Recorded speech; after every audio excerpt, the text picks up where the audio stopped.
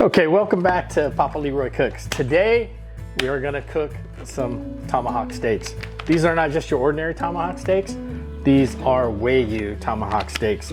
And these people are not my sponsors, so I won't talk about their name, but these take quite a long time to cook, but they're gonna be so delicious. I've never done these before, so this will be the first time for me as well. So you're learning as I'm learning. So stay tuned. We're gonna go ahead and cut these open, start processing and getting them ready. They gotta be seasoned, vacuum packed, and then they go into the sous vide bath, which is right here that I got set to 134 degrees. We're gonna cook it for about roughly 2.5 to 3 hours, and it's gonna come out a perfect medium rare. So that's what we're looking for. We never wanna overcook this meat. First thing we need to do, there's like, I don't know, 5 or 6 steps, but first thing we gotta do, get it out of the package. I'm going to trim the bones a little bit because they are a little bit too long for my container that I have in the sous vide. If you have a big enough container, you probably won't have to trim the bones, but I'm gonna take about 2 inches off. You normally don't wanna cut too much fat off of it because it is a Wagyu. What I'm gonna do is just trim off a little bit of the excess fat because we don't want all that fat in there. And then we're gonna season them up. We're just gonna season them with straight salt, really good salt. This is a kosher, coarse grade, fresh cracked peppercorns, and a little bit of garlic powder. And then we're gonna also put a sprig of rosemary in each bag. And then once we get that done, we're going to go ahead and seal them up, vacuum pack, and then we're gonna place them in the sous vide bath. When it gets to the temperature, it's on right now, and when it gets to that certain temperature, we're gonna go ahead and put them in and put the timer on for about, like I said, about 2.5 to 3 hours. And then from there, we're going to pull them out, take them out, let them rest for a little bit. We're gonna pat them dry because you don't want any liquid on the outside. They're gonna look pretty ugly when they come out of the sous vide bath. They're just gonna be like a dull gray color, okay? But we are gonna go ahead and sear those at the very end before we eat them. So probably about 15 minutes before we get ready to eat, I'll pull them out, let them rest, pat them dry, and then we'll go to the process of searing them. Now there's 5 or 6 different ways you can sear it. You can sear it on your barbecue, a hot pan, and on your stove, but we have a special treat. We have a different way to sear them, which I think you guys might enjoy. And then all there is to do, once we've seared them, let them rest for about 10-15 minutes, and then we slice them and eat them. So hopefully they turn out really good. I'm pretty sure they will. So, like I said, first time I've ever done it, so you're learning with me. Like I said, I'm gonna take about 2.5, 3 inches. I have a little bone saw here that I'm gonna start working on.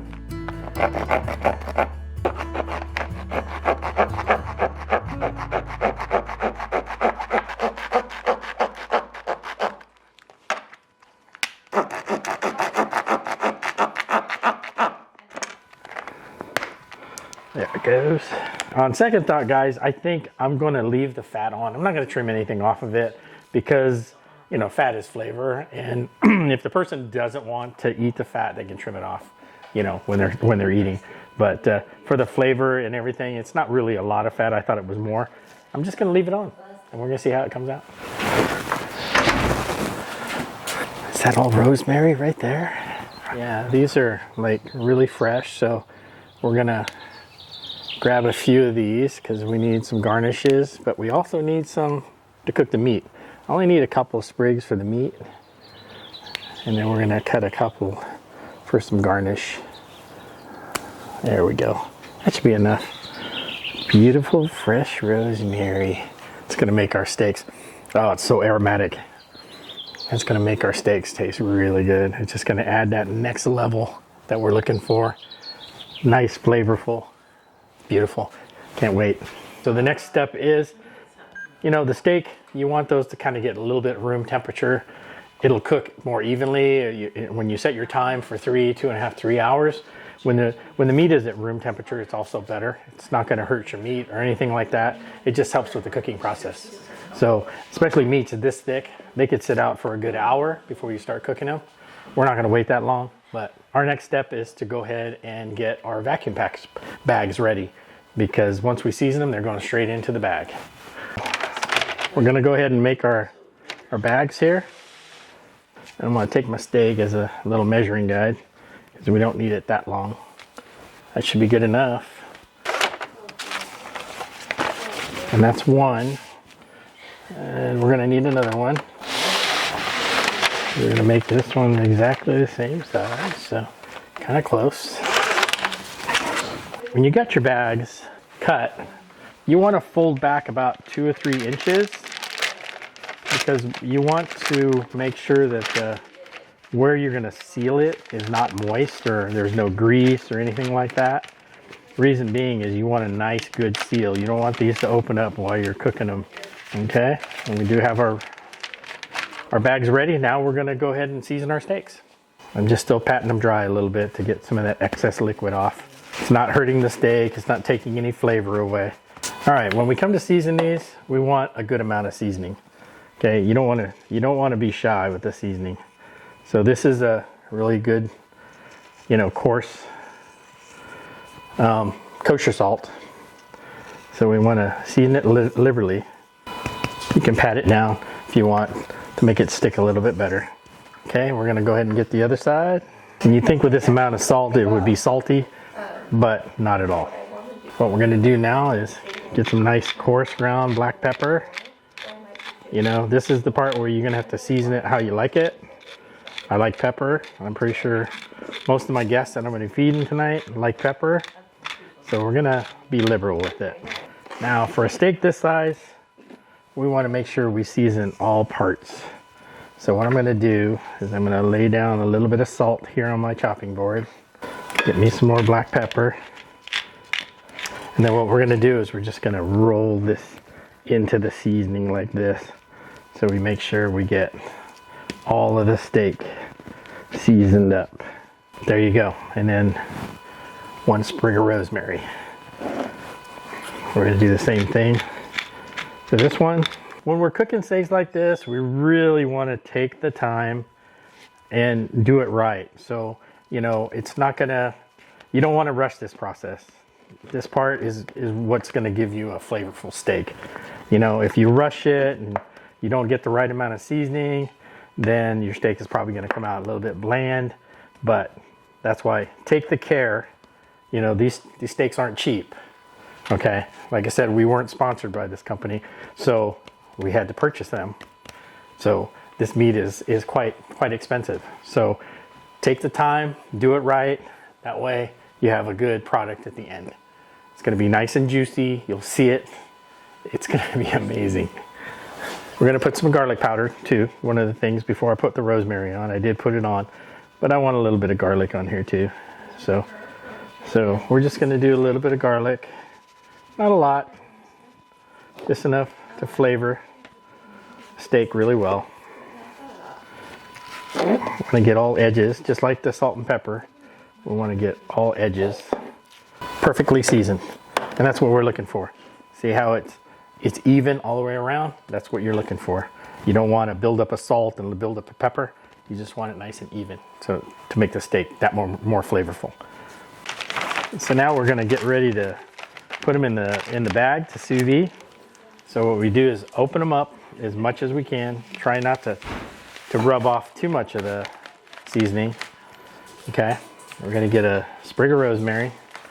I'm sure it's on there, right in the middle, just like that. What I like to do is put a little extra protection around the bone, right, especially right here where I chopped it. Reason being is because you don't want the sharp edges of the bone, if there are any. I kind of cut it really evenly, but you don't want to have that poke through your vacuum bag when you're cooking. So I take a plastic bag. You can use plastic wrap. You can wrap it up however you like. Plastic bag will work just as good. When it seals it, it'll suck it right up to the bone, and then and that way you got it protected. So hopefully no holes in my bag. I don't want holes in my bag. So let's go over to the vacuum packer and vacuum pack this out. Okay, make sure your bag is really nice and straight. There we go. I don't want it to bunch up anywhere. I want it to be a nice good section on this. There we go. 1 tomahawk Wagyu steak. See how the blood started to come out a little bit because of the section, but it didn't reach our seal area. So that's nice because we don't want that to be contaminated with anything. Now it's gonna gonna do the seal. Oh, those look so good. I can't wait. They're just gonna melt in our mouths. There we go. So what I like to do too, is I like to set these off to the side just for about 20 minutes, 15, 20 minutes before I put them in the sous vide bath, just to make sure they're holding air. Because if there's a hole in it, I'll know, because the vacuum won't be as tight, and then we'll have to start all over. Because like I said, you don't want to ruin these pieces of meat after the cost of them. So there you go. So we'll just wait a little bit, make sure there's no holes in them. My sous vide bath is ready. As you can see, it's set at 134. So it's like bathtub water. So it's ready to go. This is the same one I used in my very first video where I sous vide the halibut. If you guys haven't seen that one, it's going to be up here in the corner, so you can click on it and watch that video as well. So if you're interested in sous videing, that is definitely a good one to watch, because you're going to see how we do fish, fresh fish. It's been about 15-20 minutes now, and as you can see, the seal is really tight and good. That's what we're looking for. So we're gonna go ahead and put them in the water bath right now. You can fold some of the plastic down if it doesn't fit all the way, right? So we're just gonna go ahead and submerge this guy in, and we're gonna put one the opposite way on this side, just to make sure they get even coverage, and they have to be fully submerged. Okay, so do your adjustments. Like I said, my container could be a little bit bigger, but it's not. So there we go. Just as long as the steaks are fully submerged with the plastic, you're good to go, because that's what's going to cook them. So like I said before, we're going to let this go for about 2.5 to 3 hours, and then at that time we'll go ahead and pull them out, and then we'll go with the next step. And usually around that time you're going to eat anyway, so you don't want them to sit too long. You know, do the standard 10-minute rest after you sear them, and then we'll slice them and get ready to eat. So now it's just a waiting game, but we can do other things. We do have other things that we got to get ready for dinner tonight. So with that, we're going to go ahead and get that stuff ready as well. It's roasted garlic. So what I do is I take a whole bowl of fresh garlic, cut the top off, drench it in olive oil, and then we roast it in the oven about 425, maybe for about half an hour, 45 minutes. And the garlic becomes like peanut butter. You can just squeeze it out. So what I'm going to do with this is I'm going to squeeze all the garlic out, mix it with soft butter, and we're going to make like a garlic butter that we can spread on our steak if we want, or we can, most likely we'll put it on some bread, some nice baguette, and that's going to be our bread for tonight. So it'll be very good, very delicious. So guys, it's about 1 minute to go time here. They've been in this hot water bath for 3 hours. Without further ado, let's go ahead and grab these dudes out. The little plastic bag worked good. Take the rosemary off, because we definitely don't need that. So it doesn't look like very much, really opaque color, right? But that's exactly what you're looking for. And the next process will definitely change the appearance of this steak and the consistency and the texture of it. So what I'm going to do now is let these rest for just a couple of seconds. I'm going to pat them dry with some paper towels, because for the next process you want them dry. You don't want a bunch of liquid, blood, juice, or whatever. So that's what I'm going to do right now, and we'll get those ready. This is one of the preferred methods for searing the meat after a sous vide. This is like really kind of does it really quick. I mean, you can sear the meat after it comes out of the sous vide on a regular barbecue, or a skillet for that matter. You know, a really hot skillet with a little bit of oil, and you can sear it that way, or just a regular barbecue and sear it. But I wanted to investigate. I've seen a couple guys use this online, and what this is it's pretty much a blowtorch, and it sears it pretty quick. So that's what we're gonna sear our steaks with, and you'll see it'll caramelize it really quick. So what you do to turn this on, it's already got the gas on it. You just turn it on a little bit to hear the gas. You start it, and as you can tell, there's a flame, and then you kick the flame up.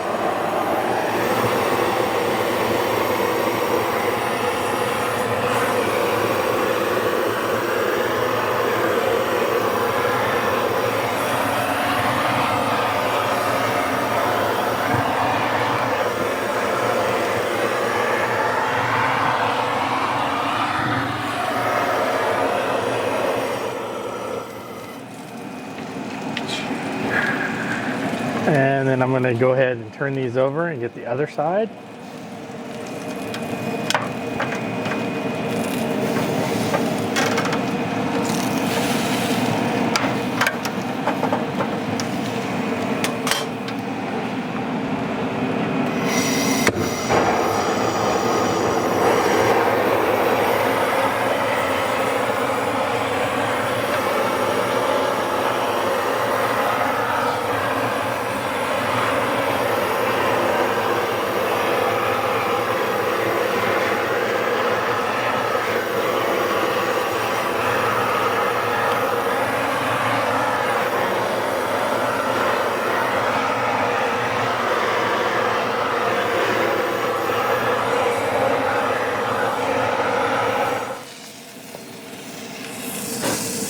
And there we go.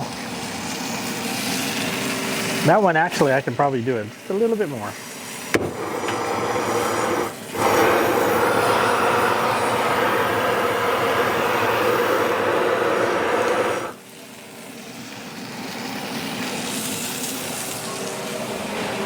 And that, boys and girls, is how you sear a steak in 15 seconds. So it's been resting for about 10 minutes since I seared it. I'm just gonna hold it with the back side of a fork. This is a very sharp knife. Oh, look at that. That's perfect. That's exactly what I was looking for. So it's rare, but it's a uniformity rare all the way through the meat. See, it's not rare in the middle, it's rare through the whole thing, and that's what we're looking for. This is so tender. It's like I don't even have to touch it with I just touch it with a knife and it just falls apart. So without further ado,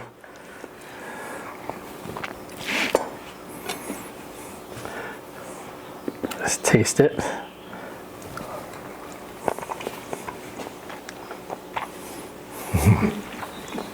It is really good. It's so tender but flavorful, so juicy.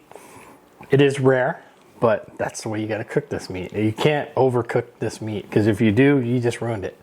It's not meant to be cooked. A lot of times it's even meant to be eaten raw, you know, at some of the finer steakhouses. This is amazing. This is the way I cook my Wagyu from now on. If I know I'm going to cook more, you're going to see more in the channel. I already got my plans for the next one, but this came out amazing. So we're all going to sit down, eat a great meal, because we all pitched in and made some good stuff. And we got some fresh roasted garlic, we got some cheesy potatoes, we got some shrimp, we got some roasted corn, We got some salmon. and a little bit of, oh yeah, we got some salmon. Salmon's over there. Yeah, for some of us who don't eat meat, so we had to have some fish too. Yes. So without further ado,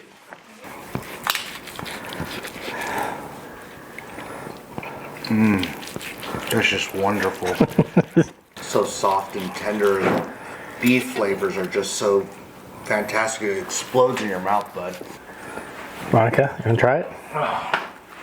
That crust, that finishing with the torch, that's 3 hours worth of cooking. Yes. It's super beefy, like Bob said. Super beefy. We're gonna start. We're gonna go ahead and start enjoying this meal, because you got to eat the meat while it's warm. So thank you very much if you're watching out there. And next time we're gonna do some other kinds of cuts of meat, and we're gonna do a little different style, maybe in the smoker. Without giving it away too much, there is a cut of meat that I have to smoke for 9 hours. So maybe that's the next thing. So we're gonna go ahead and enjoy this meal and our company, friends and family and all that kind of stuff. And hope you enjoyed it. It's my first time, so I think I nailed it. And I'll see you on the next one. Oh, look at that. Look at that. Look at the marbling.